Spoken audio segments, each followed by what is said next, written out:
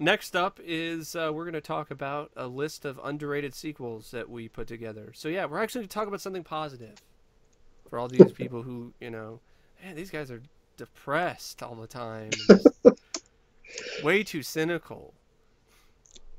I wonder why.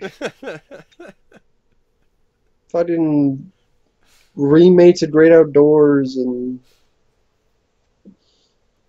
Crow reboots. So the first one we have on the list, I'll let Matt take this one, is Predator 2. Yes, Predator 2. This is a film that absolutely, to me, the most underrated sequel in my opinion. It's everything about it is equal and dare I say perhaps even better than the original. I do agree. I think there's, especially the character of Harrigan, I think Mike Harrigan, played by Danny Glover, is better than Dutch, played by Schwarzenegger. And I like Uh, Dutch. yeah, I love Predator. It's my favorite Arnold film. Predator 2, relentlessly paced. It was great. It did its own thing, but it had, you could say, nods to the original, but Hmm. it wasn't, I don't feel it's a carbon copy. Yeah, I don't get the sheer amount of criticism this film gets for, in my opinion, some of the most inane and lame things continues to baffle me. I mean, the constant, oh, it's not in the jungle. Arnold isn't in it. So it's not in the jungle and Arnold isn't in it, so it's bad? Like, I don't understand that logic. Where Arnold is in Terminator Genesis, and that sucked. And Predators was in the jungle, and guess what? No one remembers that movie either. Arnold, well, except the people who think Predators is better than Predator 2. Well, yeah, to each their own. You put in the clip from Predator 2, you go, fuck yourself. Seriously, if people like it more, Yeah, I I know. disagree. I'm just Yeah, playing but around. yeah, but Predator 2, I love the cast. I love Danny Glover. Gary Busey plays a good villain. Bill Paxton, Maria Conchita Alonso, Ruben Blades. I think the Predator in that film is better than the Predator in Predator. It adds, it does what a sequel does well. It adds to the mythology of the Predator. It adds the inside the Predator ship. It adds the xenomorph as part of the mythology. Uh, I'm not sure if Alien vs. Predator comics were around. If not, I maybe this is what led to it. I think it might have been what led to it, Might have or I been think they okay. might have been starting. No, I think Wait, it was wait, was that? '93 or something was when they were. But I know Dark Horse had Predator rights because they did an adaptation of Predator 2. But it was definitely a nice addition. Yes. The toys, it was an urban environment, urban jungle, Yeah, the toys I which I love. The spear, the flying the disc, flying the disc, the net the gun, yes, the little projectiles that shoots out of his gauntlets. and he's also a younger, brasher Predator, unlike the Yeah, Predator in the first one. So there was enough differences because the Predator was completely different. Even the design was different by Winston and company. yeah, and you get more of the carnage. I mean, he taking out drug dealers, taking out people in the penthouse, taking out people in the subway, taking out It's a Gary very Busey's bloody, men. gory movie, and I've heard like the first cut was NC-17. Yes, because there is a podcast with the editor who, same guy who directed the Dolph Lundgren Punisher movie, Mark Goldblatt, and he I talked would about have loved to have streaming, seen that. and I think someone got sick or puked, and apparently James Cameron even liked the movie. He saw that first screening, Well, and I for, I'll get to James Cameron about a sequel soon, soon enough. and it's a podcast with Mark Goldblatt. I'm not sure where to find. Jack Hmm. Craven told me about it, so thank you, Jack Craven, if you're listening. Very underrated people never understood the hate for this. It's one of the most relentlessly paced movies I've seen. It has a I fantastic agree. climax. It's never boring. You have nice character actors like Robert Davi. I could go on and Great on, but one-liners. you're cutting off my dick and shoving up my ass. It, insanely entertaining film. Yes, I've always enjoyed and loved Predator 2, and it's a film that honestly gets better the more times I see it. Like I really start to really appreciate that film and love it more than Predator, and I still really like Predator. It's just I don't know. I just gravitate towards Predator 2 a lot more because just like what you said, it's underappreciated, it's underrated, it gets a lot of shit, and I don't think it deserves any of it. I mean, the climax alone. I mean, Kerrigan shows up and puts it, grabs a shotgun and starts pumping the Predator full of lead and leads into the apartment complex and all of that, and then it's The just one-on-one fight in the yeah, ship, the and one-on-one fight in the ship.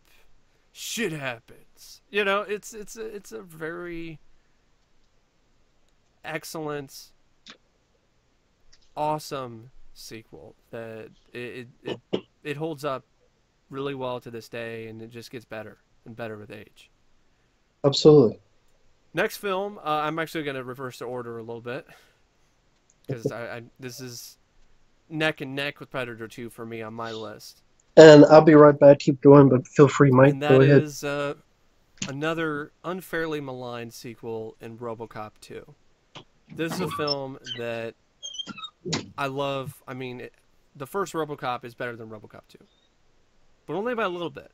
And in some ways, Robocop 2 is better than Robocop, just like with Predator 2. I personally feel, to me personally, and this is a huge fan of Robocop speaking, I feel that the action sequences in Robocop 2 are a little bit better than the action sequences in Robocop. Robocop has some great action sequences, like the shootout in the warehouse and a few other moments here and there. But Robocop 2 has a really fun, great chase with Kane in a van and Robocop on a Harley Davidson. Robocop 2 has another really great shootout, has multiple shootouts that are great. And then, of course, it has the absolutely wonderful climactic battle between Robocop and Kane with just really impressive stop motion effects by Phil Tippett. And so, yeah, I gotta give the edge to Robocop 2 when it comes to the action sequences. Robocop 2 also gets a lot of shit for reasons that I don't understand, just like Predator 2. Teach their own if you feel this way. I have no issue with it, but I just don't get it. Why the film is considered to be bad and shitty because it's too violent. That's one that really goes over my head. The first film was rated X or in NC-17, the first cut, and then was cut down to R. And then the most popular cut that people watch a lot is the unrated version. So Robocop was extremely bloody and violent, so I don't understand the whole Robocop 2 is bad because it's too violent. That's stupid to me. I'm sorry, it doesn't make any sense. It's bad because it's too violent? Come on. They say like the satire elements are gone. That's not true at all. What Magnavolt? There were other the Omni Consumer Products, OCP Communications, where I got my name for my channel from. That's total satire right there. It's an ad for some company, and it's this guy who's talking about how he can't pay his bills or can't keep the company running, and he shoots himself. There's your satire. Okay, there's plenty of satire in RoboCop 2. The sunblock ad, RoboCop 2 has an underrated amount of satire. It even has the satire infused in the plot with RoboCop and his new directives that he gets shoved into his head.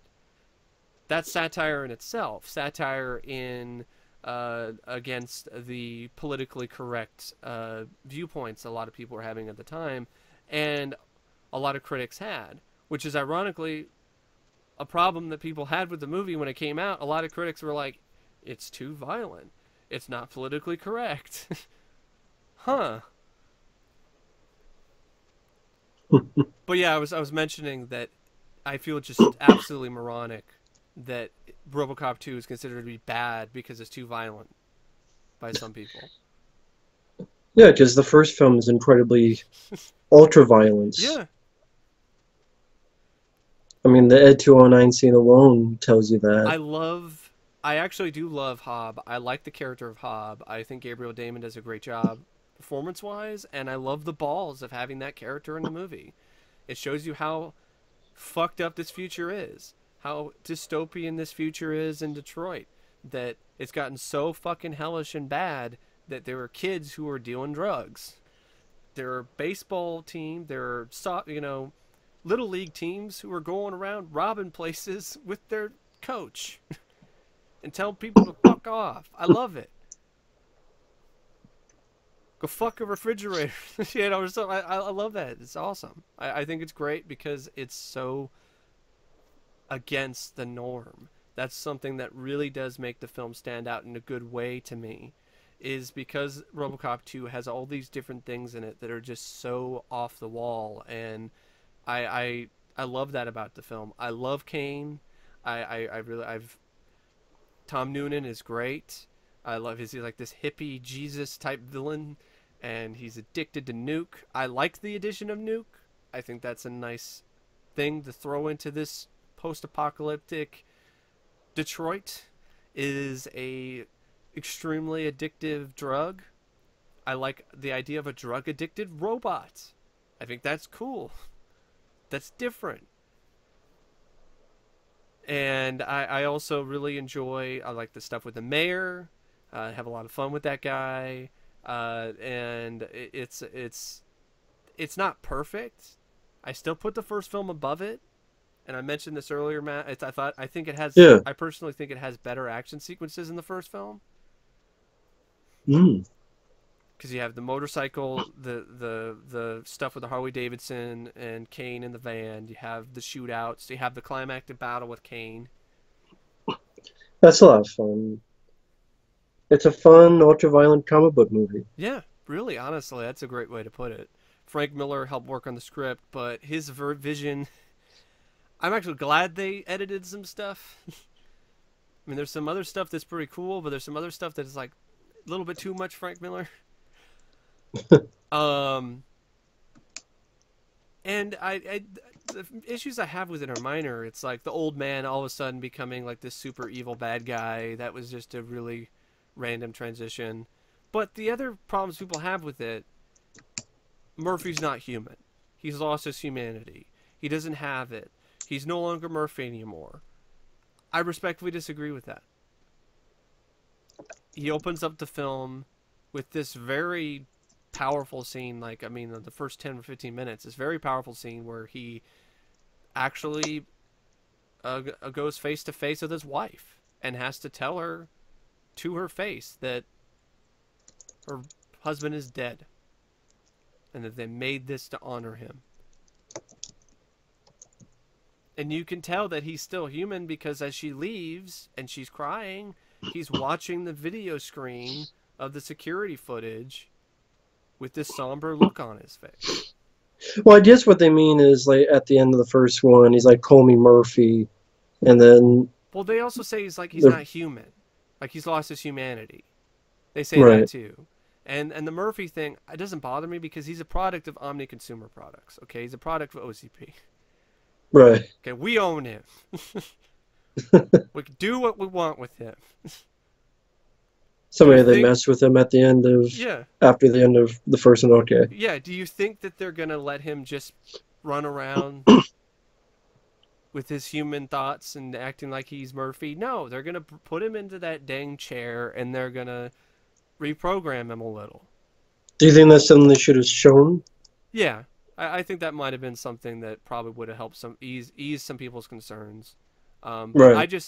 That's just what I just accepted that because I'm. This wasn't a big deal, It wasn't a big deal because it's a product of OCP. Like there's even a line of dialogue where the guy's saying, "We own you," you know, do whatever we want with it. You know, the whole thing where he got torn apart and they're having a hard time finding a way to put him together. You know, get funds or whatever to put him back. You know, it's like, you know, we can do anything with him. You know, he's our product. That's basically how I interpreted the whole stuff before. The directives are back because he's their product. You're going to have him like go around policing things in this hellhole of a city without having his directives in place?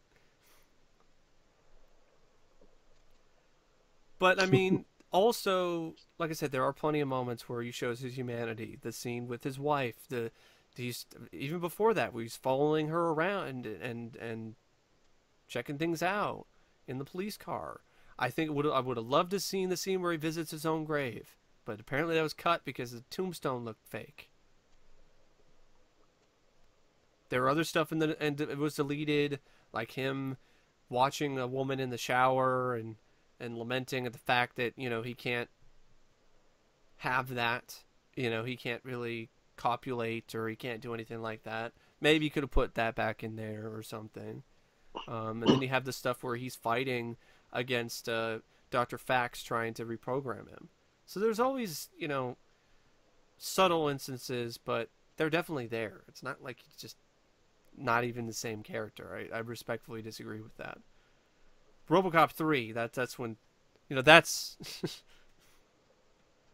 even when he's supposed to be more human, he doesn't even act like it because it's not Peter Weller. And that's another reason why it should be more appreciated, because it's Peter Weller. Okay, it's Peter Weller playing RoboCop, not Robert John Burke. Not, I mean, Richard Eden is a nice close second, but he's still no Peter Weller. But I'll take him over Burke, and I'll definitely take him over Robo Runt, Paige Fletcher, or Joel Kinnaman.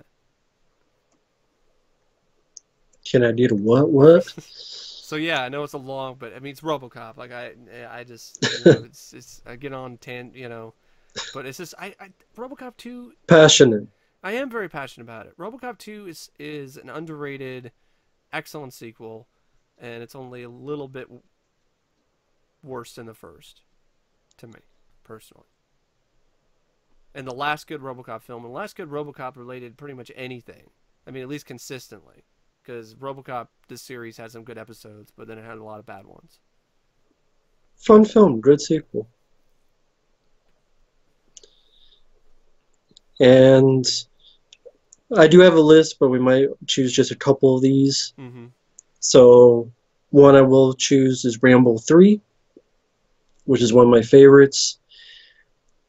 Yes, the villains are not as memorable as the previous villains, and maybe the first half. Like, whenever I think of a Russian bad guy, I think of Zyson.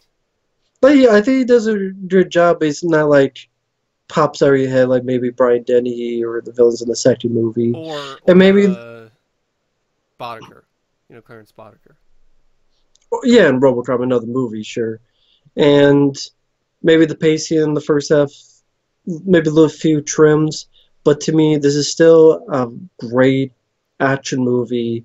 It was one of those films that sadly was one of the big action movies before the CGI era, where you saw the huge battles with tanks and helicopters and just, Rambo down a 50. Is Rambo in a tank versus a helicopter. And real tank, real helicopters, dogfights with each other, real people on horses and stuntmen. Real helicopter getting blown up by a machine gun. And earlier the C4 tipped explosive arrow blowing up a helicopter, and a hunting in the cave, and the beginning action scene, one-on-one fight with the sticks, and there's so many big, solid action sequences, and R-rated with blood squips, and the fight with the big guy where he kicks him in the face. He kicks him in the face and puts the grenade. He took the pins from the grenades the guy was wearing, and the guy gets and blown up. Yeah, that's just awesome. I love it. And you have great lines of dialogue like, "Who are you? Your worst nightmare." Or this one. Who does this man think he is? God? No. God will have mercy. He won't. Or what do you say, John? Fuck him. That's a total motto for both of us. It's like, what do you say, man? Because there's people like this. People who just give you shit in life. This should just be your motto, whether it's on YouTube or anywhere. Fuck him. Fuck him. And sadly, it did not do well when it came out. At the wrong time. And it got buried by critics. And gets buried today, even with political bullshit where Rambo's helping the Taliban and all this other stuff. I'm like, that. You have to put things into context, folks. Maybe watch the documentary that's on the DVD. Yeah, the only one that's not even about the movie. It's just about that particular but topic. still, Yeah, I watched it, and because at the time the so does that Taliban was fighting so does against the Russians. so does that mean we can't watch movies where The World Trade Center this? is in it. No, but don't say like Soviets. Oh yeah, They Soviets. were Yeah, like Red bad Dawn. guy. We were against them, and then there's movies we're with them. Does that mean you can only watch one or the other? Uh, That no, who destroyed Pearl Harbor? the Japan. Japanese. I can still watch Japanese movies. Mm-hmm. I love the Ninja Turtles Yeah. or American Ninja or Sonny Chiba, who was Mm-hmm. Japanese, and the Revenge Street of the Fighter, Ninja. Revenge of the Ninja, Sho Kosugi. I'm not like I can't see this because of Japanese and no, because you put stuff into perspective and that's really I mean when people say that it's not like every single person in that area is a bad person either. That's the Yeah. thing you gotta put in the. It's not like whatever country, whatever it is, not every single person is bad over there. There's much more to it. It's a Yeah, very there's much these more are to Afghanistan and the Middle East than just everyone's a terrorist. that's very. I mean, the and people who say that some of them are supposed to be these lot smarter, and that's very simple minded, almost really arbitrary thinking, Yeah. which is really silly and ridiculous and surprising. Yeah. And Rambo 3 as an action film, it's a fun, Yes. entertaining, big, budget on the screen, old school, practical action We film that got Goldsmith score as well. I mean, it's all you'll those. never see again We'll never see. because Never. it'd be CGI choppers, CGI squibs, or CGI Well, yeah. tanks, or CGI Well, you background, or don't hear CGI. scores like this very often either by Goldsmith. Well, yeah, Jerry Goldsmith.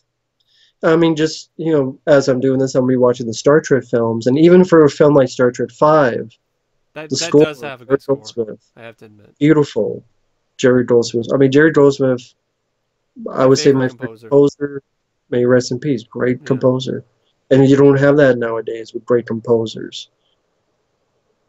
I mean, not really. You got Hans Zimmer, Benjamin Wallfish. There's a few exceptions, but yeah, not at the same level as Goldsmith. But yeah, Rambo That's what. 3, it's a great action movie. It's a good sequel too. And you reunite Trotman and Rambo together, and it's like I said, it has the budget on the screen and pretty I high don't body get the hate for. counts. I don't get the hate for it either, to be honest. Like at first, like I maybe was kind of on it when I was younger, but like that's one I kept watching and watching. And I'm like, this is actually a pretty fucking badass movie. He's in a tank and goes up against a helicopter. I mean He that's takes a C4 arrow and blows up a yeah. helicopter. All done, practical. Rambo's also one tough motherfucker. He puts some gunpowder in his side, takes out a sliver or something, and Yeah, flash a burns it with some wound. gunpowder. Yeah. And I'm not going in for realism. I'm No. going in for entertainment, and it's entertaining as hell. Love Rambo 3. Rambo 3 is great. It could be As a worse. It could be Rambo as a 3 the novel, which is fucking terrible. Now that is terrible. Anybody who thinks Rambo 3 the movie is bad, you need to go out and find Rambo 3 the you know novelization. what? That's a series of videos one day. Novel reviews, like Rambo 3, the rant on the novel. Because it's terrible. Okay, it's nothing like the movie. Rambo just carries around a wounded Trotman in a makeshift gurney made out of some sticks and shit. There's no shooting helicopters with C4 tipped explosive arrows. There's no big action sequences. There's no fighting a big ass Russian dude and blowing him up with a grenade. There's none of that. There's none of the one-liners. I think there might be one or two, but not all of them. There's none of the big spectacle. There's no tank versus helicopter climax. It's just Rambo versus some Russians in a truck or something. It's fucking shit. Okay, that is awful. I was so read that, and I could not believe what I was reading. It's still one of the most unbelievable novelization experiences I remember because it was just came out of left field, and I was just like, "What the fuck?" So yeah, Rambo 3 is a pretty damn good movie. Now, my Yes. pick is gonna be I'll mention this one, and we'll mention a few other ones, real quickly and stuff like that, because we don't want to take all day. I mean, I'll probably split this up anyway, and this will be its own separate thing because it's already too long. But either way, if that's the case, hey, welcome back. Uh, but Ghostbusters 2, I want to mention that because this one gets a lot of crap. It's the same movie as the first one. It's not as imaginative. It's not as funny. Yeah, therefore it's bad. I yeah, it's not as funny as the first one. But the first one was one of the funniest comedies ever, if you ask me. It's hard to be funnier or as funny as the first Ghostbusters. But it's still funny. It's not like it isn't funny at all, at least not for me personally. I mean, it still That's has the new some. one. Yeah. The new one, Ballbusters, that's not funny. Multiple wonton jokes and ghost farts. Yeah, that's hilarious. Yeah, pussy farts. Versus the some genuinely hilarious moments in Ghostbusters 2. Yeah, the beginning where Bill Murray, his new job, Yeah. weird. Yes, The whole Valentine's Day. Bummer. bum. The whole thing where he's talking about like you're the voter, you're the aren't you supposed to like yeah, it was something like that. He was talking about like you're the politicians, like you're supposed to love us or something like that. Um, Aren't you supposed to kiss my aren't butt? you supposed to kiss my butt? Suck up to me, kiss my butt. And then the courtroom scene, which is awesome. Very good. It was short but pointless. The Egon talking about stuff when they're working with the You mean, baby. or you mean you never had a slinky? It's like I had one once, but I straightened then I it. straightened it. But yeah, there's just a lot of fun. I mean, the guys. I don't buy the thing that people are saying like they don't have any of the same chemistry. They don't look like they're having fun. Watch the toaster scene. That totally shows me that these guys are having a blast again, getting together, and having the time of their lives. I mean, you cannot tell me otherwise in that scene, especially the ending of that scene when Ray goes in and grabs one of the guys and starts dragging it, lifts him up. They're just totally having fun. I didn't hear. I mean, Bill Murray's saying that stuff now, but in like interviews on it's a pack that the press got in a press pack of electronic EPK. EPK Yeah. electronic press kit. He's not saying that at all. Like they're all talking about how much it was a blast to work with each other again and so on. And I could definitely see that. It's a lot of fun to see it's the original cast. It's the original. It's not a sequel that has like two of the guys or one of the guys. No, everyone is back. So they still have that energy. I'm sorry, I don't really see the whole they didn't have the same energy as they had in the first. I definitely still see that. Vigo, I think, is a fun. It's nice to see a different villain. Would have liked to see more happen in the climax with him, but I still like Vigo. The great scene with the Statue of Liberty. Yeah. It's a great effect. Well, Uh, ILM outdid themselves on short notice. Like they had a short period of time, I think, well, that I they think they were were. also working on Indiana Yeah, Jones they're and working Last on Indiana Jones Crusade. and Last Crusade, and then they did like over 100 different effects, visual effects for Ghostbusters 2, and I thought they did a great job. I mean, there's not really a lot of bad effects in it. The Janosch character was fun. The score, I think, is extremely underrated by Randy Edelman. They need Which to I don't get even an know if that official got released. release. I was going to say it didn't get released. No.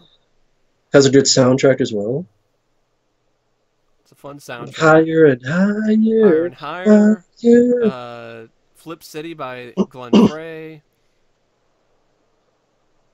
So yeah, it's a fun movie. It's similar in some ways to the first in terms of the plot and some of the similar beats, So is but the new one, but I got the past. yeah, And that found more of the same but beats. and I understand the whole, oh, why do people believe, they've forgotten about what they did and forgotten about everything and so on. I get that.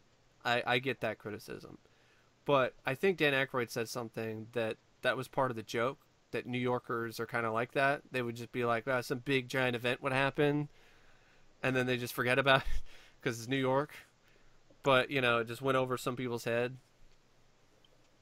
So maybe you could have changed some things, the whole people forgotten about the Ghostbusters thing. Uh, I don't agree with people who wanted to see them, like, expand. I didn't like that idea of them expanding and having, like, a base in Detroit or something. Like, no, I'm fine with it just being in New York. Yeah, but I mean, I guess it didn't. Maybe it doesn't bug me as much with forgetting because how many times have we seen, oh, this guy did something well, this person did something well, and then you know, a week or a month later, it's like, oh, fuck you too, Yeah, I mean that's like New Yorkers. Like they're saying like New Yorkers are like that, but I mean some people are saying like how they could forget the 50-foot tall marshmallow man, that thing, and act like that well, didn't they happen. don't. Yeah, I mean, I don't know if they act like it didn't happen. They're all It's like just they don't. they faked it. These Oh, okay. scientists just Well, okay, yeah, I forgot about that. So Yeah, so I can that see that that. is that is admittedly a I can part of see the that. Yeah. film that I'm like, okay, all right, but that's like a little part of the movie. Like it's not even that big of a thing. And the mood slime thing was great. That's a great idea. Yeah, I like the look of the River of Slime and the Scolari brothers, the Yes. courtroom scene, fun sequence. The like I said, the Statue of Liberty Mm-hmm. sequence, Yeah, it's a fun and movie. Bobby Brown's "On Her Own" is a fun song too. So yeah, I I I like it just about as much as the the first. scene where they're at the construction is Yes, like, I love that scene. oh, the phone line's over there. Hey, you're not with Con Ed, you're not with phone company, so tell me another one. And then he's like, I got a major gas leak here. They just make another It was like, excuse where up. do you think these things come from? The sky? This guy. Or the whole thing where Egon's like, "Hey, Egon, Yo. yo." It's funnier than anything in the fucking reboot, that's for sure. Exactly. I thought they still had the chemistry, and that's part of the fun of it. That's Yeah. a big part of the fun of the movie. You're short, you're fat, you're ugly, you're a poor burden on your mother. So, and it's also scarier. Like it's like it's rated PG, but fuck, that used to scare me as a kid. Close my eyes. Severed heads, Yeah, in the subway. Vigo. Match von Sydow. That's the voice of Yeah. Ego. So yeah, it's a fun one. And the best NES game is New Ghostbusters 2 from the UK. So that definitely want to mention that. Of course. Guess that's my turn next. Mm-hmm. The For me, I gotta mention, of course, I'm a fan of these characters. Ninja Turtles 2, Secret of the I Ooze. watched that one the most when I was a kid. I mean, yeah, like many, the first one is the best, but I think the sequel was a nice adaptation of the feel of the cartoon. I thought the suit work was fantastic. I thought the animatronics by Jim Henson's group were wonderful. I think the voice cast of the Turtles, I would say, I is like probably my favorite. Donatello more in the sequel than Corey Corey Feldman. Feldman. Yeah, it fit much better with the character, and I would say it's my favorite voice cast of any of the movies or shows. Mine too. And I thought that it had a lot of nice little moments with the family, being a family, caring for each other, being a big fan. A lot of those little moments I picked up. Even new characters like Kino were actually good additions. Yeah, Ernie Reyes Jr. He did a good job. The I like Paige Turco. She was good in the first one.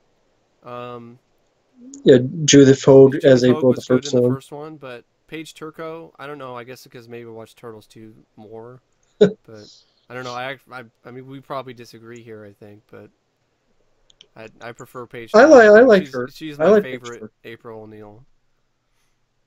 I could go either way. Yeah. I could go either way. The store was still good. Yes. The movie moved at a. I never found it boring. I Remember thought the it has ninja nice. rap?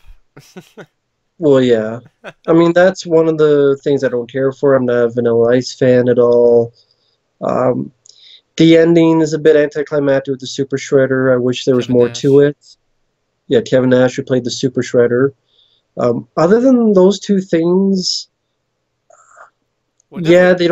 they don't use their weapons. But to be honest, in the first movie, they can't use their weapons because it's always going to be PG Yeah.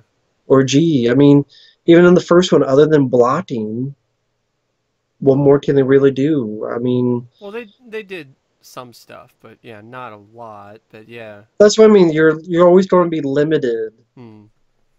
I suppose they unless did you go some all the clever way. stuff. I mean, even though they didn't have weapons, they still used martial arts and But I know that's like one of the things people knock on the most. And I'm like, unless you unleash them without PG limits, 13. Like at least it's you know at if you could, if least you went that way, but they were never going to. But if you could, but hell, it's PG.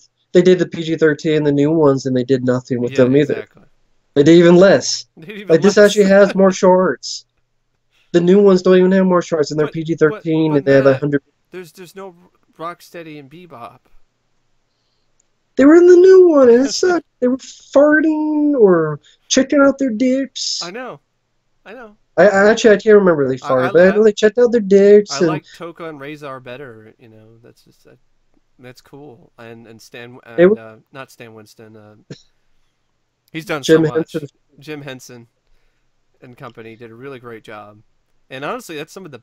I agree. That's the best the turtles have ever looked on screen. Is in this movie. They look real.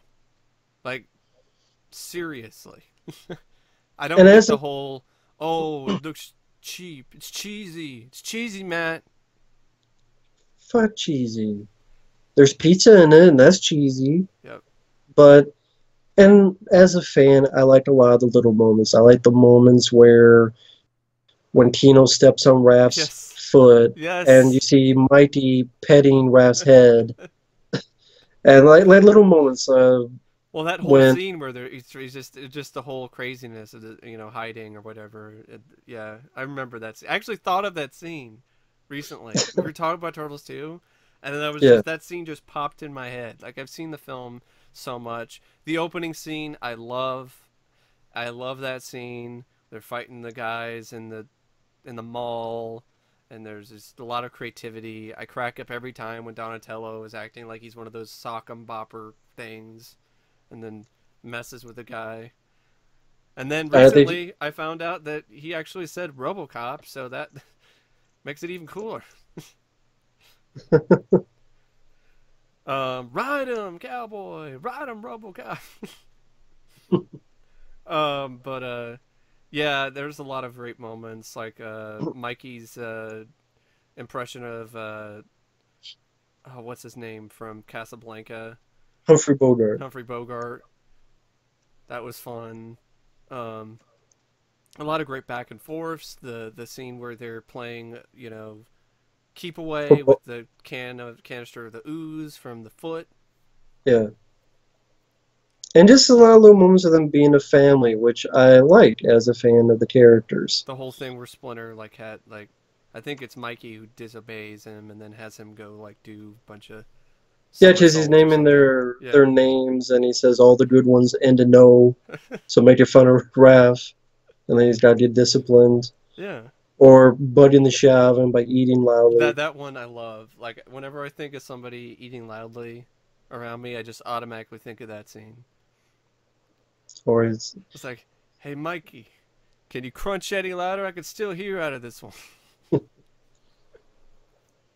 or hey, it's a little too rough. So I think it's a fun movie. It's a fun Well, Shredder sequel. was fun Ash too. Like when he has to, I crack up at the whole thing where he's like, babies, they're and and babies. and trying to have the tone of the cartoon, I think it did what it was supposed to do.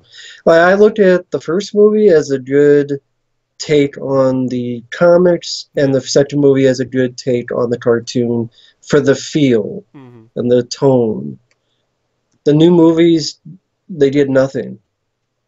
I sound like Willy Wonka. You did nothing. I mean, it just they got nothing. They don't even have martial arts. They have like $100 million They're budget. all acting like Superman. Super chuds. They're super chuds. They're Yeah, I super. agree. Turtles 2 I've always had a soft spot for. Yeah, like I said, I watched it the most as a kid, but I watched the first, second and third one a ton as a kid. Like that was my Turtles introduction, you And know. like Robocop 2, I don't understand why people say the third one is better. Even Yeah, I don't the get that. creators, Eastman Layer said the third one is better. I will never understand that. Just I never understand why people say Robocop 3 is better. I'll never understand why Ninja Turtles 3 is supposedly better than 2. Never will. I don't get it either. No, but yeah, I totally agree on Turtles 2. The next one I want to mention is another sequel that I feel is underrated, and that is The Fly 2. You know me, I love The Fly. David Cronenberg's The Fly. It's my favorite David Cronenberg film. It's one of my favorite, if not my favorite, Jeff Goldblum movie. Fantastic, tragic, heart wrenching sci fi horror film. Great performances. The Fly 2, though, it gets a bad rap. It gets swatted by critics and by a lot of other people because they feel it is too much like the first, which I don't get at all. And then the whole thing and then they just slam the love story, which isn't that good. I'll give them that. But The Fly 2 is so insanely creative in multiple different ways. It still feels like its own film, like Robocop 2 did, or Predator 2. It doesn't feel like it's just a rehash of the first movie to me. Other than the love story aspect, it feels like it's different enough because you have Martin, who is completely a unique character. He's born, he grows at a rapid rate. You have great performance by Harley Cross, did an equally good job in The Believers, another underrated movie, and he plays a young Martin, and then he grows up to be Eric Stoltz, who delivers a great performance in this film.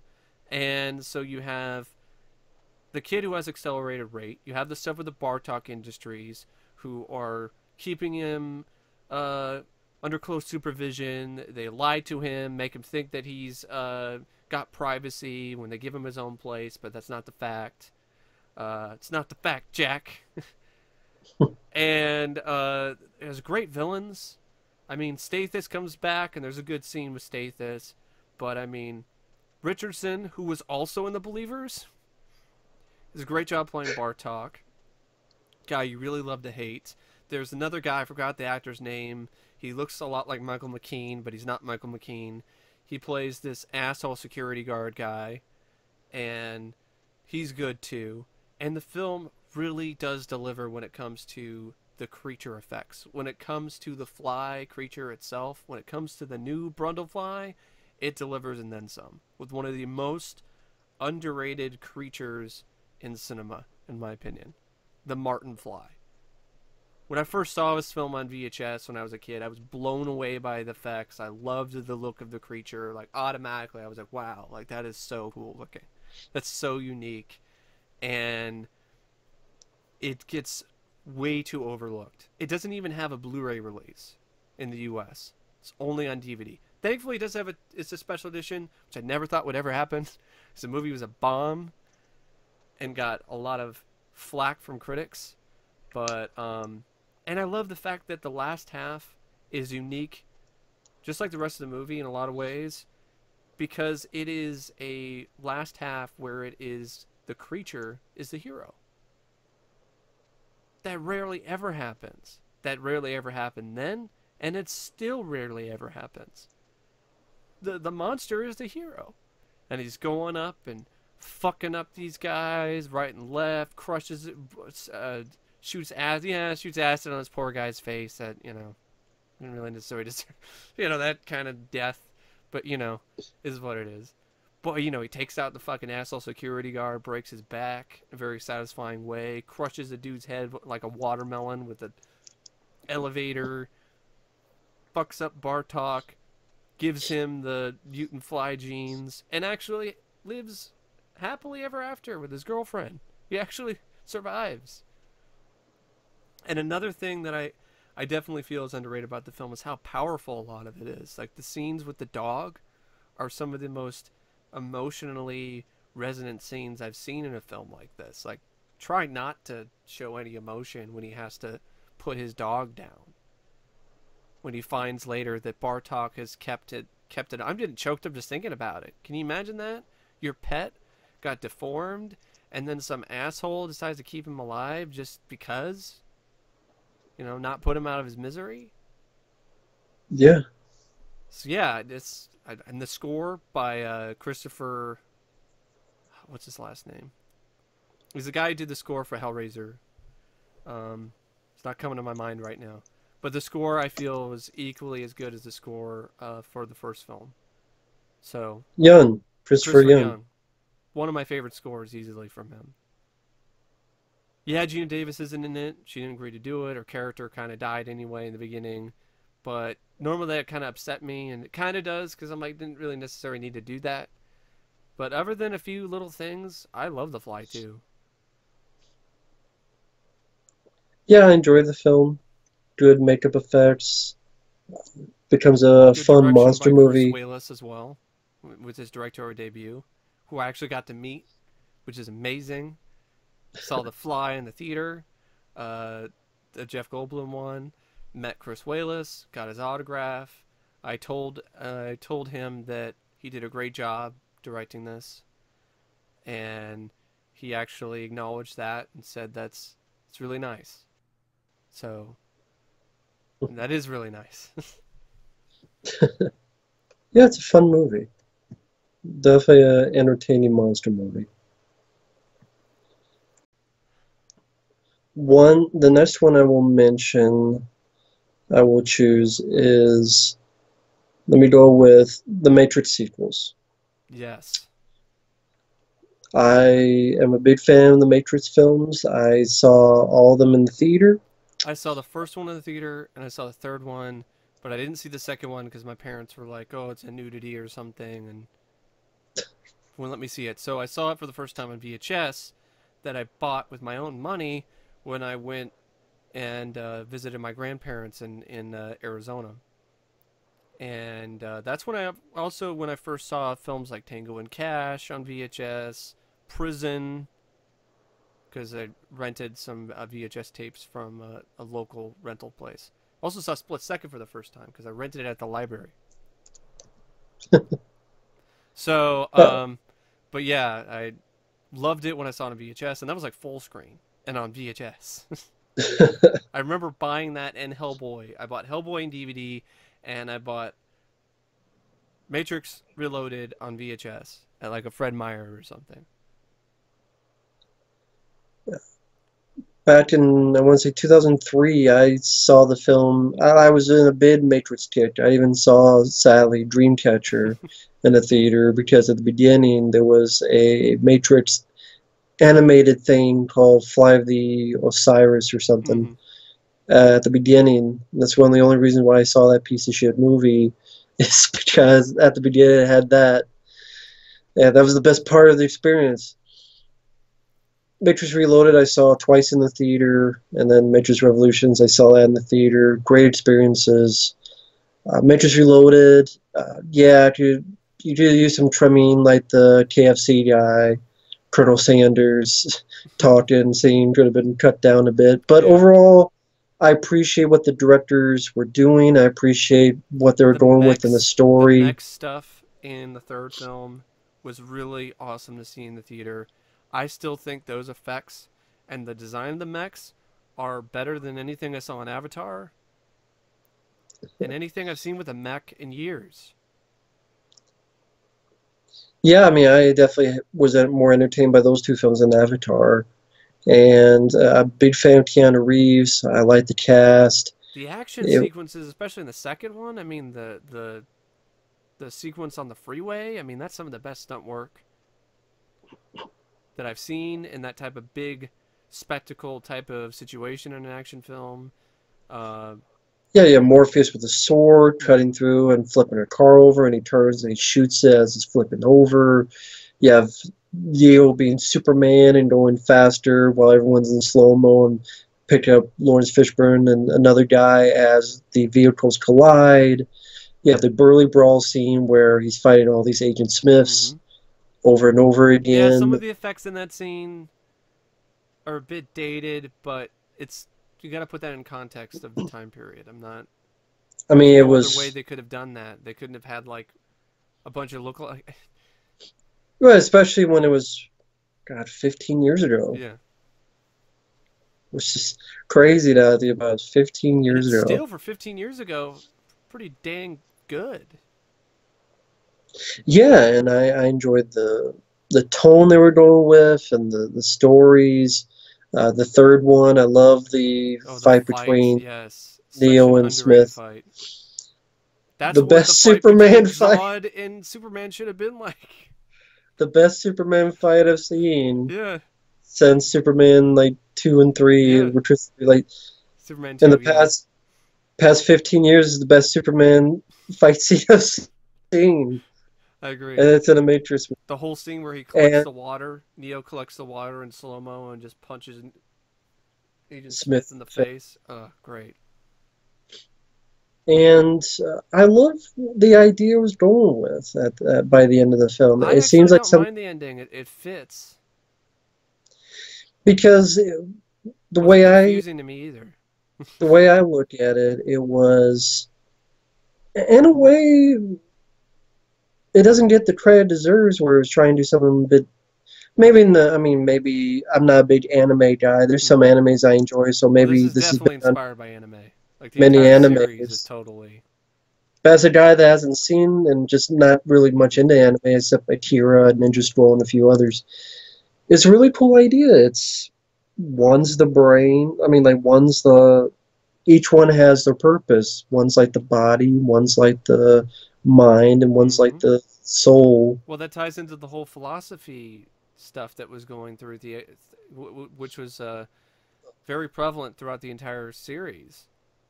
And even So, especially when you watch the Animatrix, which I recommend anyone who's into it.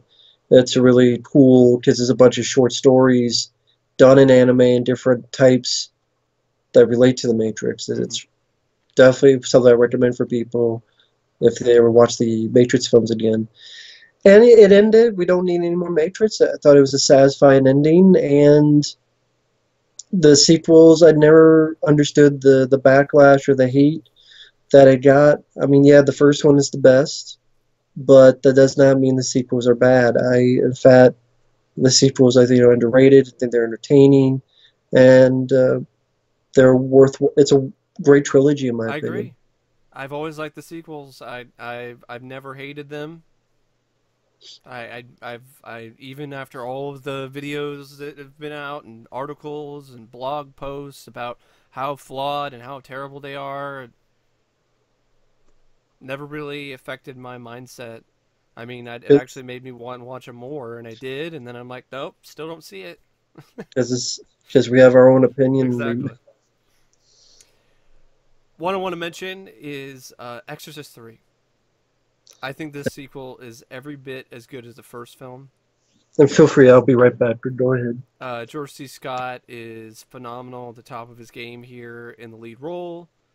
Uh, you have a really excellent, amazing supporting cast performance by Brad Dourif in a bit role, but like he really does make that role very memorable because of how great of an actor he is. It was not. I thought it was a nice connection to the first film because you have Jason Miller, who returns to the cast and does a good job as well in the movie. I like the concept.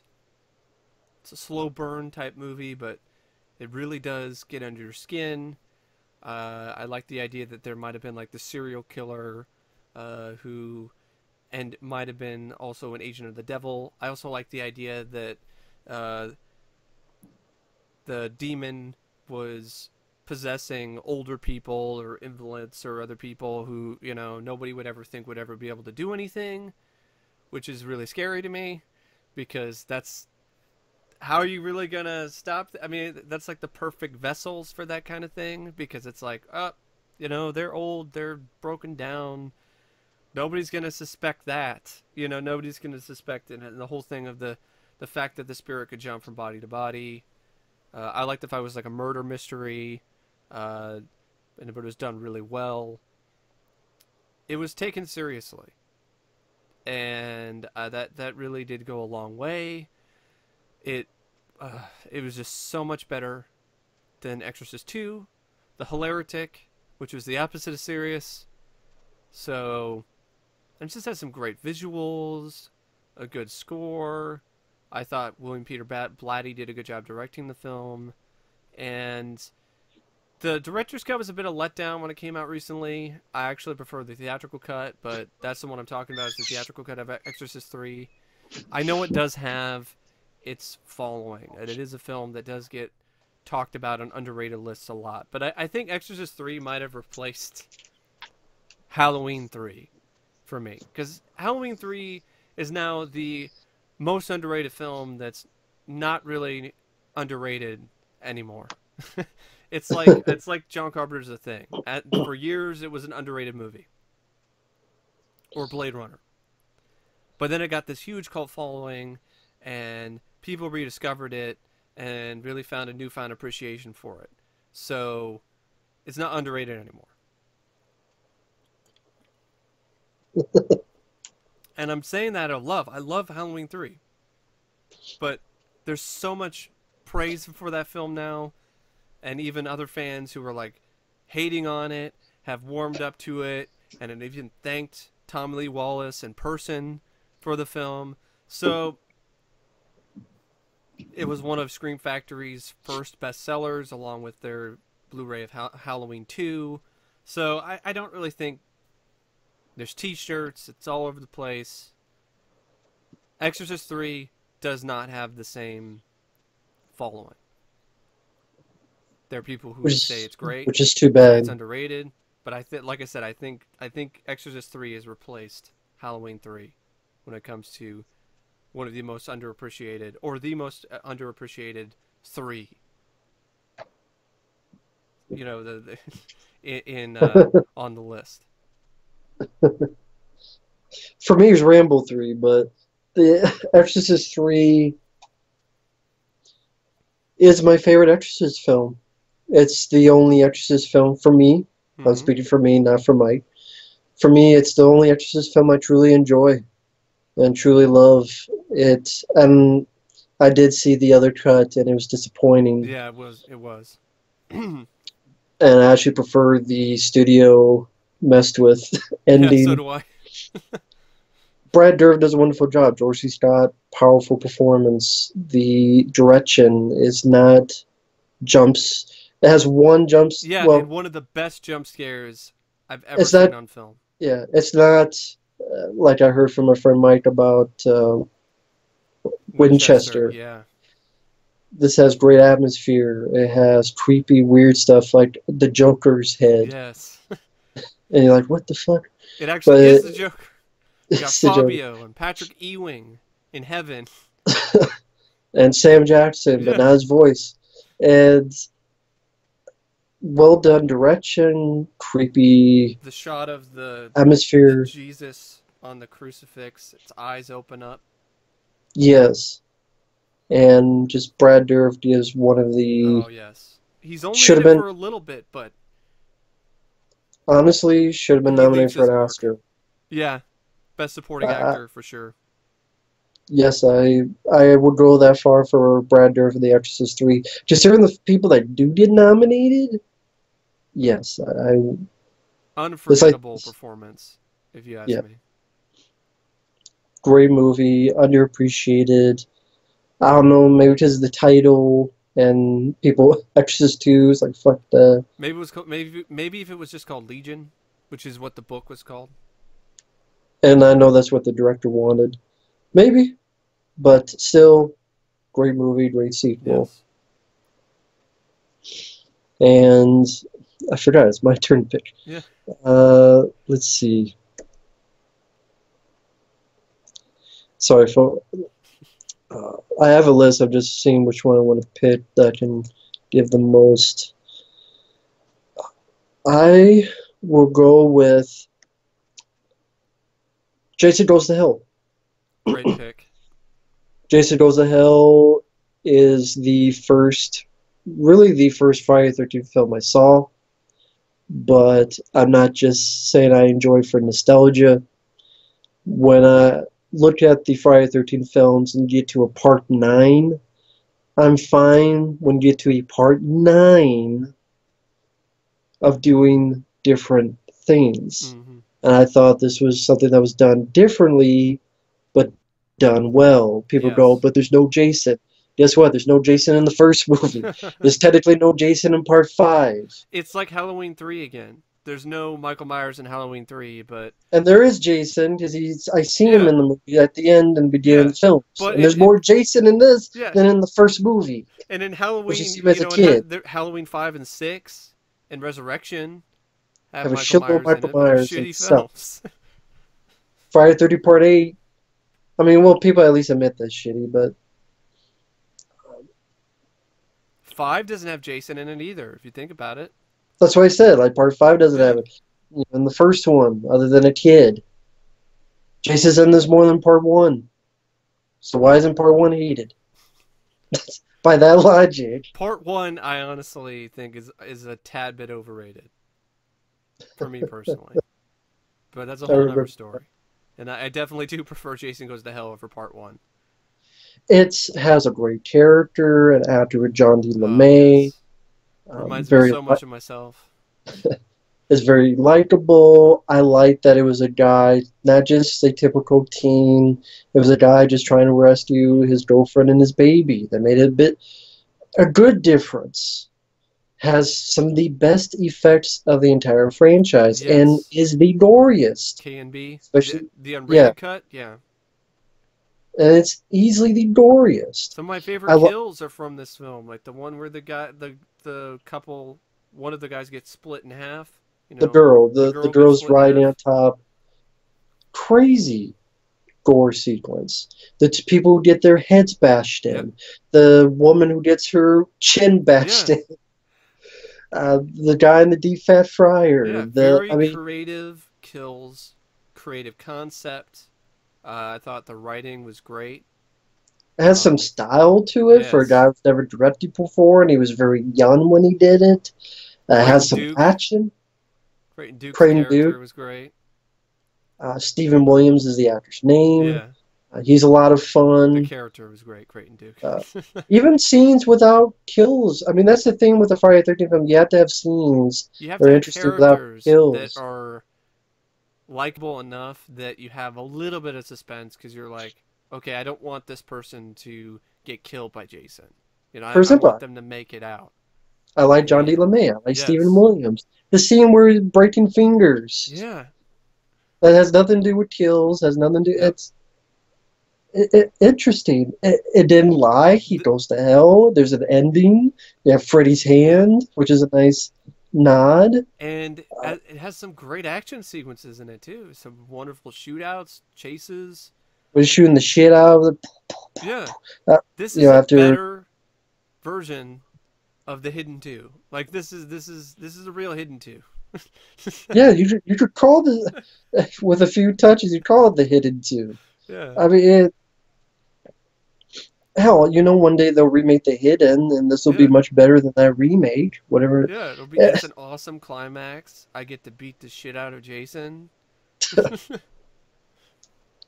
And I mean, this is underrated because it's called the worst one, which I highly I don't disagree. get that at all. I mean, to the fact that even the unrated cut is not on Blu-ray. And the only way I to mean, get it on Blu-ray is to buy that expensive out of print set. Tin box set. okay, I didn't even think he was on Blu-ray Yeah, but on it's not that. the unrated cut, it's only the theatrical cut. That's what I mean. The Yeah. unrated cut was never on Blu-ray, and that's ridiculous. Because they would do that for any other one other than Jason Goes to Hell. I know you like Jason X more than I do, but I mean, I Jason Goes to Hell is much better. yeah. I mean, it's my favorite because, and I like, well, Part 8. I can watch, I mean, Part 8 I don't like. I'm not going to defend Part I 8. hate Part 8. Part 8 is darkest side of my ass. Okay. That is the worst one. I can say that. I just, Look at I don't know Cabbage why. Patch Kid Jason. For some weird reason, I don't hate it, but I'm not going to defend the movie either. But like Jason Goes Jason to takes Hell, Toronto yeah, in I've a cruise watched ship all in a boat. of them. Yeah. I've watched all of them, and I still think Jason Goes to Hell is easily my It's right favorite. up there It's for me. It's right up there for because me for sure. when you have Jason 2, 3, 4, 6, 7, and I I enjoy thought it all was of the them. most unique one since 6 or 7. Because 6, did a great job poking fun at the franchise, you know, having some fun. And it's one of those things, like, people always get mad at me or even Mike. You don't want to see anything different. This is different. Yeah. And it's one of those things like when I don't look forward to the new Halloween film because I'm like, what more are you going to do? Hmm. When you get to a part 9 or 10, or for the new Halloween, technically, yeah, technically it's going to be Halloween 2, but it's the 12th, 13th, I don't know how many there's been, 8, Yeah. 11th. What are you going to do? I've seen Jason kill people in the woods many times. It's fun. But they did that in the reboot and people got pissed. And I Yeah. like the reboot. I know people hate it for other reasons, which I disagree. But he did that in the reboot and I like it. But a lot of people didn't like that. Yeah, the So reboot it's just, surprised me. A lot of people hated that one, and that was Jason in the woods killing people. and I And, liked oh, it. It surprised me. he does, and be like, oh, he doesn't do traps. He did traps in part 2 when the guy was upside down Yeah, and he slit the originally guy's I was throat. like that. I was that guy until I rewatched the films again, and then I was like, He no, does he did traps. do traps. He did traps in part 2, which is another underrated. When the guy's upside down and he cuts the guy's throat Yeah, and that's he another hangs. underrated. Not Halloween. Friday the 13th film is part 2. Yeah. Yes, Or the he, first 15 minutes are stock footage, basically the first one, but they make up for it as soon as they show the original well, footage. it's not 15 minutes. It's like, 10 minutes. no, not in part. 5? 8? I thought it was a pretty considerable amount. I could be wrong. In part 2, I Yeah, maybe it was remember just is 3 minutes. walking to Adrian King. Oh, okay. Yeah. I thought there Oh was no, the some. flashbacks they show in part 4, Oh, I okay. think. I think, All right. and then also in part 7. Part 7 they show, and then I think I want to say part Part 4 they 7, show. I like too. That's my favorite look for Jason. I mean, Jason Goes to Hell is one of my least favorite looks for Jason, but it's still different. But I mean, my favorite look is part 7. Well, yeah, that's my favorite look. But I mean, But yeah, I mean, that was it's, different too because that's Carrie versus Jason. So this one, like, yeah. I mean, you can accept that, but Hidden meets Jason, that's too far outside the box. But yeah, it's not like Jason is crying or stopped by magic stones. And people like Halloween's. Like, if you like Halloween 6, that's fine. But Those so will be magic magic stones, gallbladder stones. Ant-Man starts him with magic stones, and that got more. That gets the praise and oh, it's so good. Well, It gets a in the original Blu-ray. version of Halloween 6, Ant-Man beats Michael Myers' ass with a pipe. Yeah, and shitty editing. Yeah. Dies by shitty editing. Yes. That's what I mean. If you like Halloween 6, it's fine. But how you look at Jason Goes to Hell is how I look at Halloween 6. Both cuts. If you Yeah. don't get how I liked it, then I don't get how you like Halloween 6 with Or Halloween 5. or Halloween 5 with Michael Myers cries like a bitch. And Loomis is an asshole. And there's a stuttering kid. Today, Junior. And Mike's not watch out for his VHS tapes. That's an You're in gonna joke. die. He's a dump in the ditch. Uh, don't buy a That's an dead in guy. joke. Dump in the ditch, I said. That's a. Feel free to listen to. Uh, I think it's on my. I forget where. I might have uploaded it. There's a rant on Halloween 5 that we did. But anyway, Jason Goes to Hell, I think it's an entertaining film. It's a fast-paced Hmm. film. It's like, and it deserves the Blu-ray. Release it uncut on Blu-ray. For fuck's sake. That would sell more than fucking Alien Predators or Yes. fucking Garbage Pail Kids the movie, fucking Mac and Me, or getting a Blu-ray, all Cult this of other shit. Chucky. Cult of Fucky.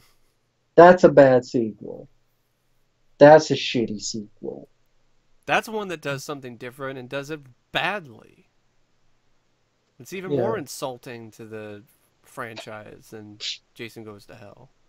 exactly. Jason's not, I mean, he's not fucking doing a dance and nothing crazy like He that. doesn't I have an so unstoppable cheat code, but he kind of does. But they take care of that though. He still has a weakness. But at least he stopped at the end. Yeah, There is some way to kill him. Like yeah. Chucky's like, so he's not invisible. There's a way to kill him. They do it, and he goes to hell. Uh huh. It's no secret. I mean, It's a they actually better idea do. than what I've seen for some of the scripts for other sequels they had in mind, Or even Curse of Chucky and Cult of or Fucky and the original ideas for Freddy vs. Jason. or Freddy vs. Jason itself. Really, Yeah, yeah. To be honest, yeah, I to know. be honest. Disappointing. So yeah, I totally agree. I love Jason Goes to Hell. It's a lot of fun. Uh, my pick is gonna be. We're just gonna do two more. Um, Okay. my pick is Indiana Jones and the Kingdom of the Crystal Skull. Yes. Saw this in the theater. Had a So really did good I. time. I was really looking forward to it because I am a huge fan of Indiana Jones. I know I haven't reviewed them on my channel yet. I will. I'm planning on doing it sometime this year. Because they're a huge part of my childhood, a huge part of, what really drew me to love films in general is the Indiana Jones series.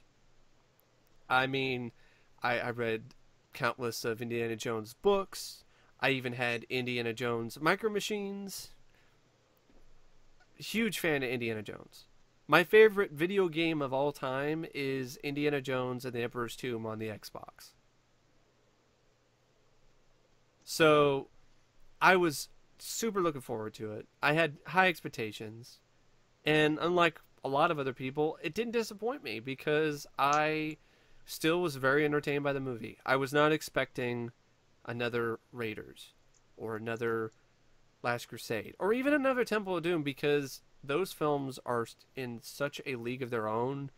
It's way too hard to compete with that or even be on the same level as those three, especially this many years later.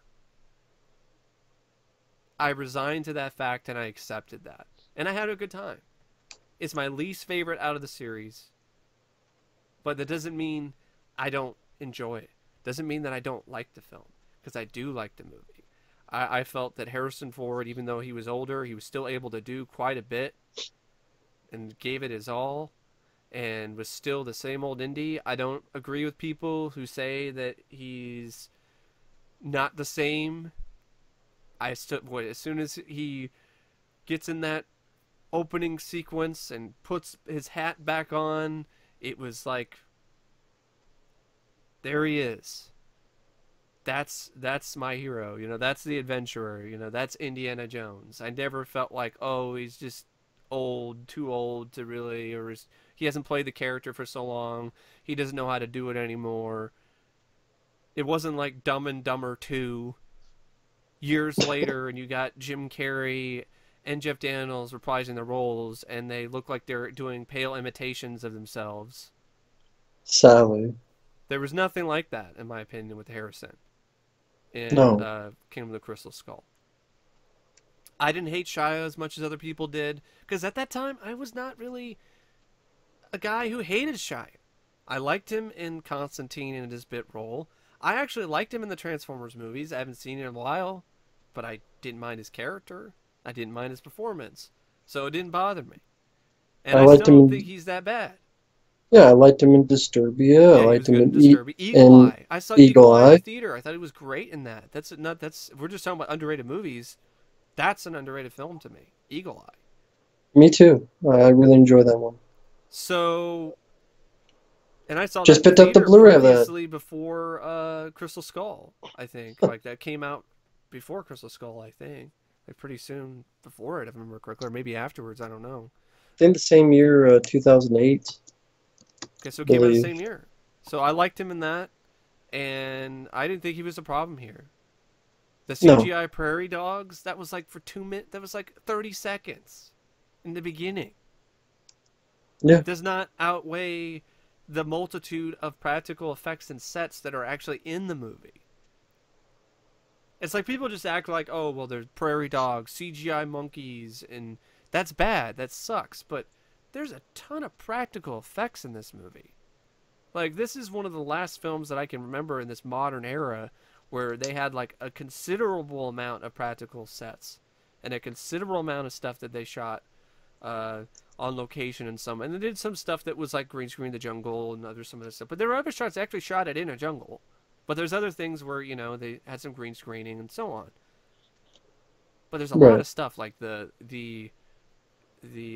ruins and stuff like that. That's all practical. The scene where they're running while the buildings or something are collapsing, like that's actually The practical. steps. Yeah, The the steps, steps. that's practical. That's not CGI. It was a fun adventure. It was nice to see Yes. Karen Allen come back. Yes, that was really nice to see Marion again. I disagree with people who say that she was just brought back whatever for no reason or something other than nostalgia, or her performance was bad, or the Plinkett review. Honestly, I think that's one of his weakest videos. Oh, but thank God, all those people came back in The Force Awakens. Yeah. Because that wasn't nostalgia at all. The entire movie, which was a remake of A New Hope, there was nothing nostalgia about that. Nothing. I Right. thought there's some really fun action sequences. The scene in the warehouse, some nice winks to the other films in the series. It actually had a action sequence in the warehouse. I thought that was brilliant. This was really fun, a lot of fun. Uh, they showed Indy's age there, like he gets the whip and he swings and he miscalculates something and But smashes. Mike, Nuke the Fridge, come on. You can't like it. That's It has Nuke the oh Fridge in god it. damn it! Fuck that argument. I'm sorry. You can't like, you're not allowed. It's If you don't nukethefridge.com. like the film, that's one thing. If you don't like it because it's boring, or you don't like it because you don't like certain aspects of the plot or whatever, all right, fine. If you don't like it because CGI prairie dogs, CGI monkeys and Shia LaBeouf, and Nuke the Fridge, that's so minute. It's like it's such a tiny But part of how's the it film. minute, Mike? He survives a nuclear explosion from a fridge. It's not minute. This is Nukethefridge.com told me to. this is a Told me- franchise that is unrealistic to a T. The Yeah, first from three the cereals. films were based on serials from the 30s and 40s where the heroes got out of like inexplicably Insane, crazy, impossible. insane situations and got out of them alive. This is a franchise that has an Ark of the Covenant that has dust in it or whatever that can melt your face. And make Okay? your head explode. Ghosts. All right, they pop out of it. Just don't stare at it. As far as I know, that doesn't exist. No. There's no magic stones. You And can't ripping rip people's some heart guy's out, heart out but they're while alive. they're alive. But they're still alive. You can't, you can't rip somebody's heart out and then they're still alive. No, that doesn't happen. You can't fall out of an airplane in midair in just a life raft and then land on a mountain and survive. And not only that, you can't just survive that, all right? You can't go on that same life raft and go down that same mountain and then land in a raging river and survive that. Okay? Without a Without a scratch. scratch. Not There's no possible. nut. There's no knight living in a cave with a magic cup. No, there's no Holy Grail. There's no 500-year-old Grail Knight protecting it. You can't drive in a car and then have an airplane crash in the tunnel alongside you and then slowly pass by you. That's not possible. Yeah, I think every scene in those movies would be busted by Mythbusters. I mean, look at some of the shit that Indy does with the whip. Like, you probably wouldn't be able to do some of that stuff in the first place. The fact is, folks, it's not a franchise that's based on realism to begin with. It's like the people who are complaining about the realism in Live Free or Die Hard. It's Die Hard. But okay, and the nuke the fridge thing, like that's the moment, like that's the thing I don't buy. It's like that's the moment when I could no longer suspend my disbelief when you survived, the nuke the fridge scene. Really? Really? Sorry, call bullshit on that. And plus, there's Wasn't there actually been some? scientists who did a study of a few years ago that showed that you could survive an atom explosion in a lead lined fridge. But regardless, it's a fucking movie. It's not a documentary. And it's a franchise that in itself is inspired by unrealistic scenarios.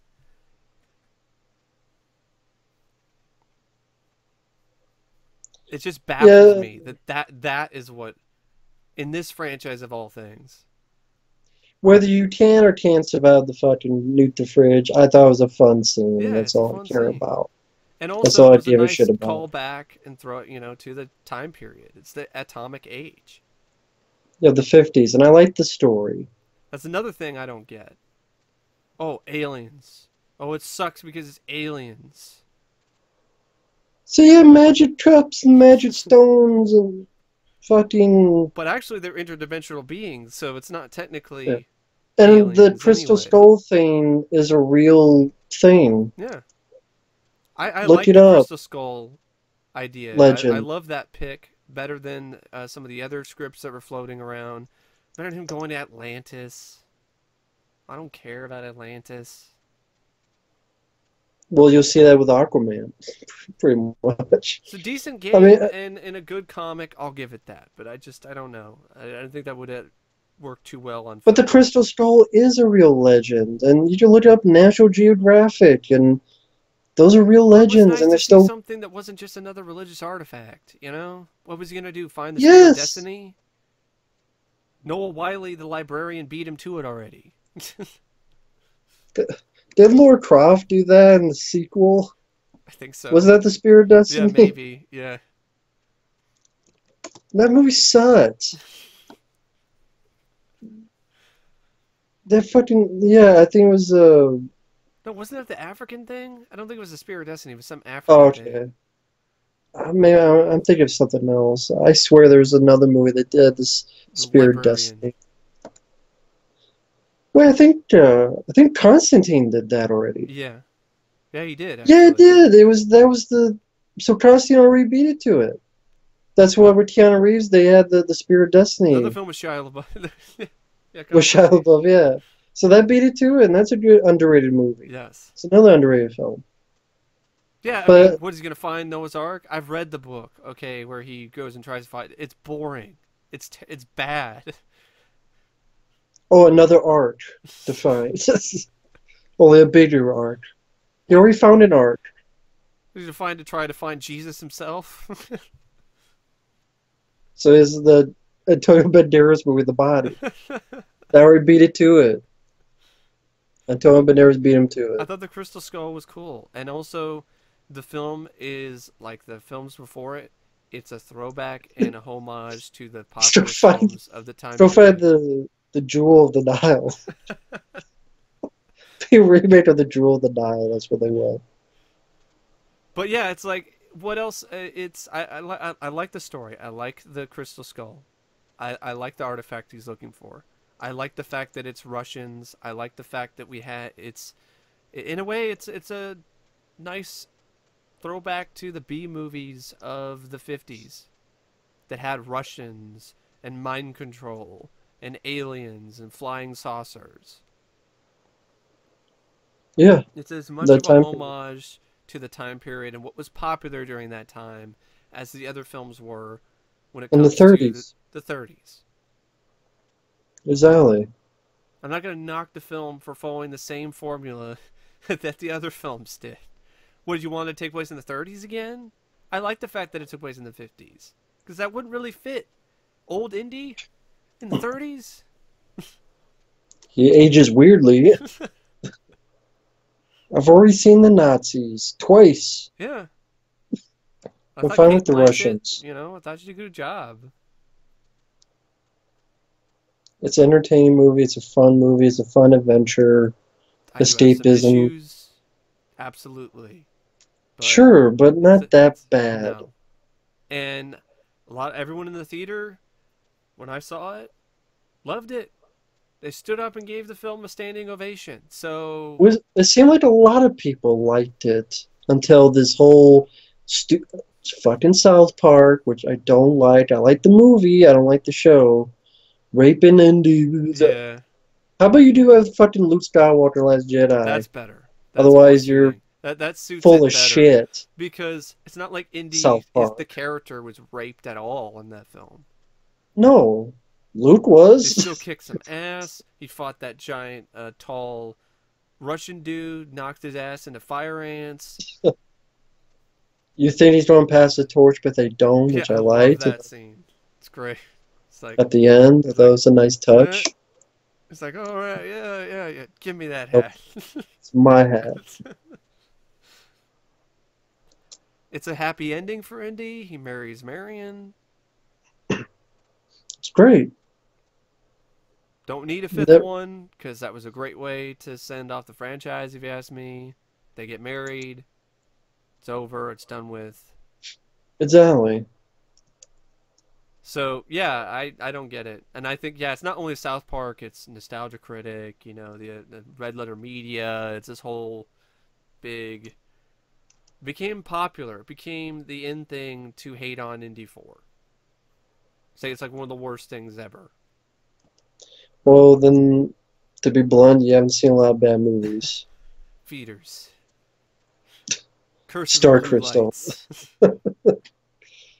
Honeymoon. that fucking piece of shit. You think Which got Crystal critically Skull is bad praised. writing? Watch the Honeymoon. Watch Honeymoon. Does that have aliens or something? Yes. Here you go. Honeymoon. Uh, yeah, would you say one more? Yeah. Okay, let me picture a good one. Live Free, Die Hard. Yeah, I'll talk about Live Free or Die Hard. Speaking of part fours, Live Free or Die Hard, when it came out, it was successful. Critics enjoyed Another it. film I loved seeing in the theater. A lot of It fun was a seeing it. But blast. nowadays, it gets a bad rap like Indiana Jones 4. It's lumped in with part 5, No, and the first three are the only good some of those people ones. need to watch part 5 again. But Live Free or Die Hard, I've always enjoyed. Yes, it's PG-13, but there is an unrated cut. Yes. That is only on Blu-ray and some expensive ass fucking Nakatomi Plaza set for some reason. Damn it, box Otherwise, DVD. otherwise you cannot get it on Blu-ray. But it looks pretty good up It's, converted on Blu-ray and but HD still, I and mean, just the DVD. fact that Yeah. you're You have a lazy and Blu-ray. You can put 2 cuts of a film on there. I've seen it. I have films that have 2 different cuts and features. multiple times. It's not like some film that no one's heard of either. It's fucking Die Hard. Live Free or Die Hard. Yes, there are issues. The villain, the Oliphant, Oh, speak through talking through his his teeth. teeth. But Bruce Willis does a great job. He's not sleepwalking through his role. The action scenes are very well done, and there's a But lot they're of good prep. unrealistic. All of them. Die with a Vengeance, I love. He's not surfing on a truck and somehow like flies through this little hole Yeah.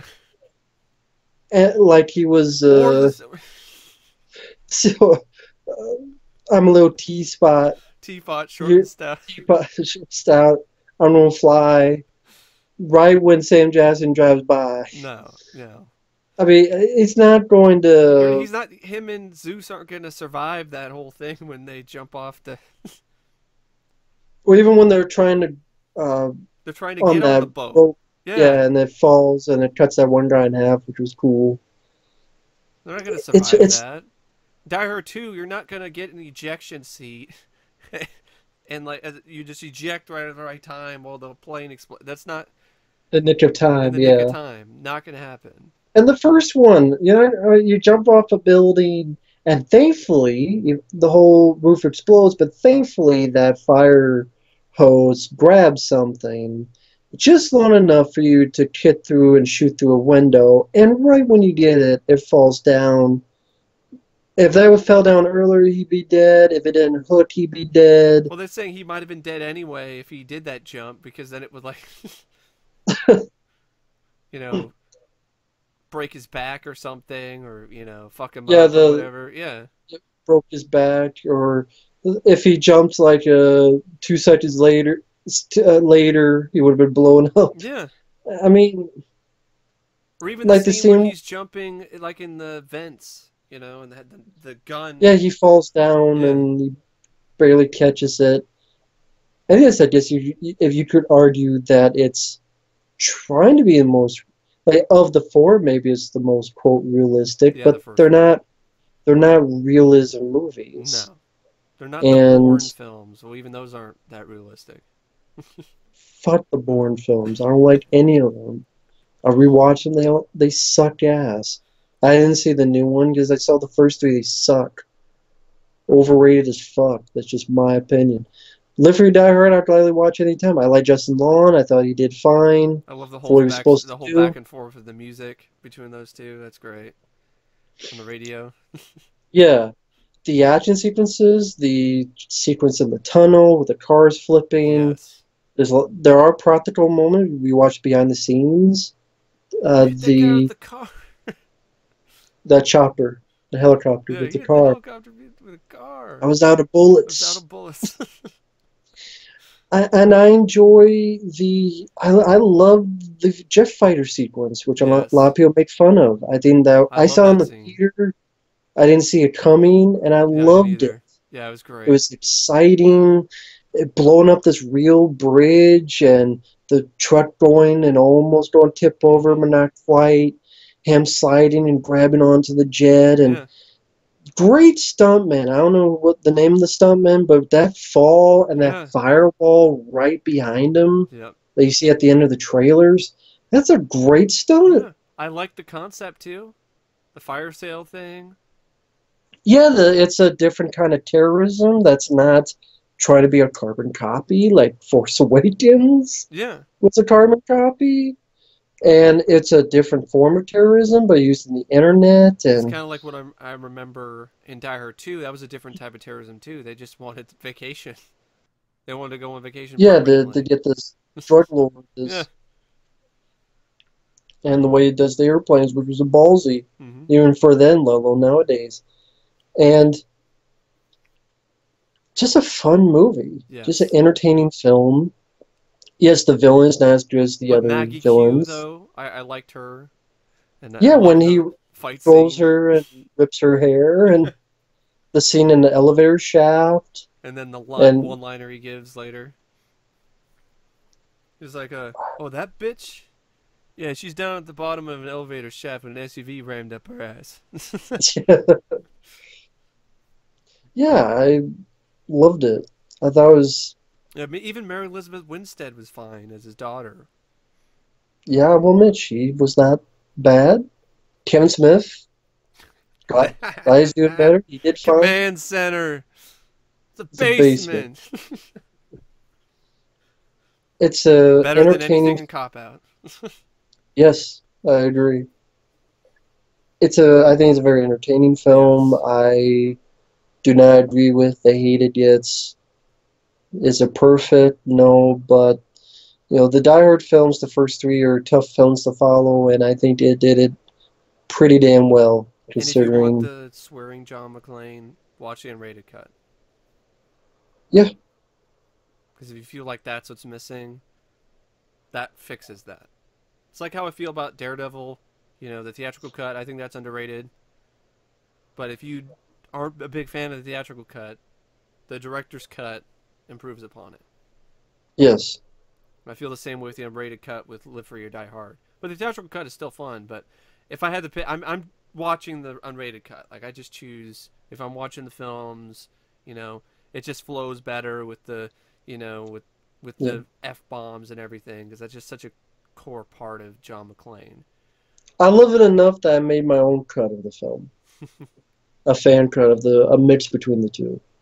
That's cool. Because there are certain lines in theatrical, like "I was out of bullets," Yeah, that they didn't put in the yeah, unrated, and yeah. I don't know why they didn't put that in the unrated one. Yeah. So but it's still a fun action blockbuster movie that it had a great trailer too. was it was refreshing now, considering so many of them are superheroes and all that stuff. It's like the John Wick palate cleanser, of the time. Yeah. Well, before that really came to that was 2007, and then next you had Iron Man, and then 10 years of superheroes, and once in a while a Dread or a John Wick. But yeah, I enjoyed the movie. Always enjoyed it, loved it ever since I saw it in the theater. So yeah, I agree wholeheartly about Live Free or Die Hard. And I was the title was like, man, Live Free or Die Hard. But yeah, it's I think it's a classic in its own right. One of the best action films of that decade, if you ask me. You have the 2000s, yeah. And definitely one of the last really good Bruce Willis films. Like I liked Red. I liked Red, I liked Looper, Yeah. but Looper's a for different films type of that movie, but in terms of action, Red I think was like the last like in his prime because that came out after Live Free or Die Hard.